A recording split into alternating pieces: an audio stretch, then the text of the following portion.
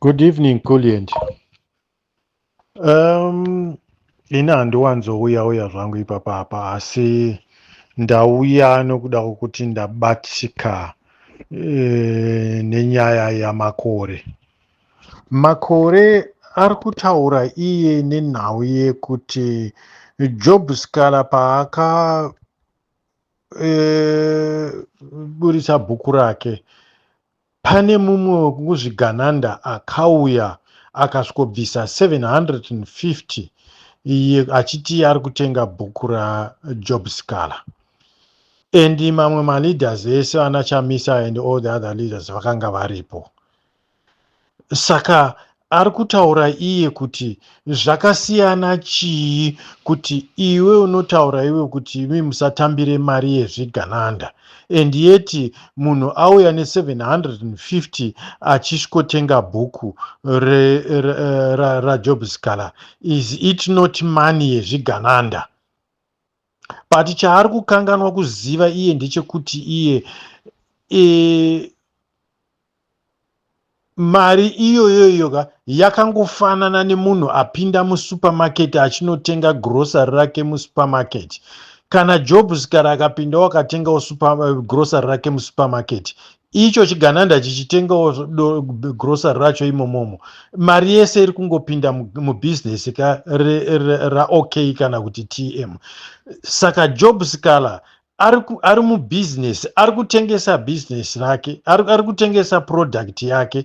Saka chigananda chikauya chikatenga product yaJob Scala, even if chikabvisa million kutenga bhuku 1 euro, it's up to him. Ndiye ada ega kutenga mari kutenga bhuku iroro neprice iyoyo, but Job Scala haana kupiwa mari mahara sezviri kuitwa vamwe vari kungopiwa motikari mahara. That's the difference yekuti Job Scala is selling a product.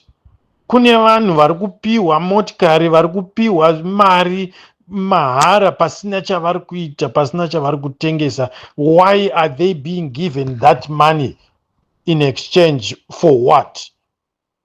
That's the point iri kusiyiwa namakore.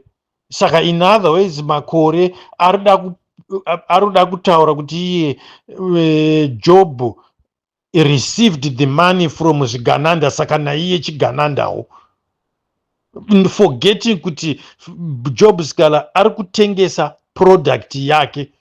He is not receiving money for nothing. Zvigananda are given money for nothing in return.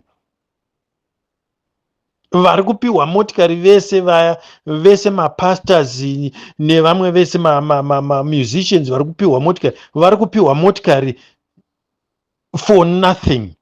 Hapana return yavari kuwana ivo vacho vari kupa mari vacho, zvigananda zvacho. In this case, Job is different. Job is selling a product. Chigananda chazvipira chega icho kuti chida kunotenga product yaJob Scala. That's where the difference is. Saka makore ngaarege kuda kupainta Job sechigananda. Ndosaka makore achizonzi iye munhu wezanu, because anoramba zvake kuti iye haasi munhu wezanu, but ukateerera maspeeches ake nezvaanotaura zvacho zvese, makore munhu wezanu. Because dai anga ari kuti atanga anyatsofungisisa nestatement yake asati aitaura, he would have seen kuti chigananda icho chakauya chikatenga bhuku kuna Job Scala. Hachina kungoenda kungonodoneta mari kuna Job Scala. Chakatenga bhuku kuna Job Scala, which is different from just giving someone money or just giving someone a car. Job Scala was selling his book. Chigananda bought a book. At what cost? It was his offer yekuti ade kutenga iye ne that price yacho yaakatenga nayo. It was up to him. Anyone else could have come. Kana Chamisa would have come akasvikotenga bhuku iroro at $1 million or whatever. but that does not make Chamisa Chigananda